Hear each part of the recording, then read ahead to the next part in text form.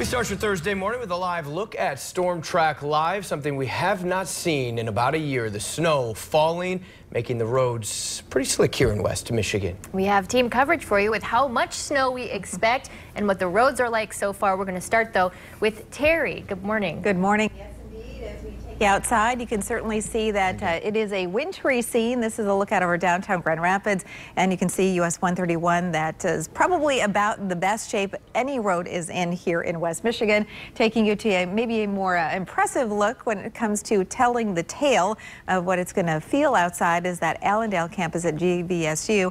As you can see, scattered snow showers across the area, even some of those snow bands stretching all the way east into downtown Lansing. Winds are out of the west northwest this morning, and that is bringing us the widespread snow. And with that westerly component to the winds, those snow bands do come inland. Temperatures well below freezing, but enough above the teens. So we are looking at readings in the 20s. So the salt, the other melter agents on the treated roads will be working pretty effectively. Wind chills feels like readings are in the teens this morning. So certainly bundle up the kids at the bus stop. Heavy coats, hats, gloves, boots, and will be a great combination for today. The snow showers should begin to taper to flurries later this afternoon, with high temperatures only around or just a touch above the freezing mark. So meteorologist Matt Kirkwood outlining exactly how much snow we're going to see this time around. Yeah, we can still continue, Terry, with the advisories out there. And I was just checking out the stats book. The last time we woke up to snow on the ground was way back on March 6th. That's 9 months ago. So this is going to be a different morning for us commuters. We're not used to traveling in the snow. I'm sure we're going to get there, but this is the first morning. That's why we have the advisories out there, even though we're not expecting snow amounts to get out of hand. Lakeshore areas, the only inland county is Kalamazoo, but that doesn't mean Newaygo, Kent, and Berry County. It doesn't mean you're not going to get snow. You certainly will, and you can see that the latest on Storm Track Live radar with that west-northwest wind out there. Snow, it doesn't matter where you're at, heading north-south or east or west out of Grand Rapids and Holland or even Kalamazoo, you're going to run into some snow this morning. Visibility, kind of a check on how heavy that snow is. It's all light, but it's going to be fairly consistent right on through the morning hours. So that's why we think Grand Rapids, Hastings, right down to around Battle Creek, Marshall area up towards Fremont, about 1 to 3 inches of snow. And that takes us right through all of today, which the snow will gradually taper off. Then about 3 to 6 inches where you see the deeper shade of blue, Muskegon, Holland, Whitehall, Montague, Allegan over towards South Haven and Kalamazoo. You're included in that as well.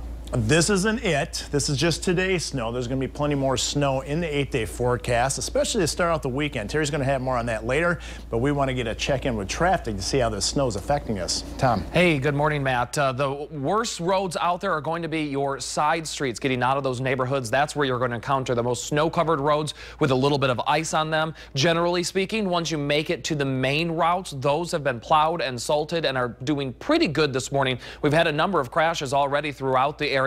Nothing on the map currently, but it just goes to show you that people are having some issues out there. Taking a specific look right now at the Metro Grand Rapids area, you can see for the time being, all of our freeways are running at full speed and right now are accident free. But as we go throughout the morning, I expect that to change. Not a bad idea to plan on giving yourself a few extra minutes, keeping in mind that this is the first time in quite some time we're driving in a morning commute situation with that snow on the ground. I'll be continuing to track everything for you this morning. I'll be back in 15 minutes with another report.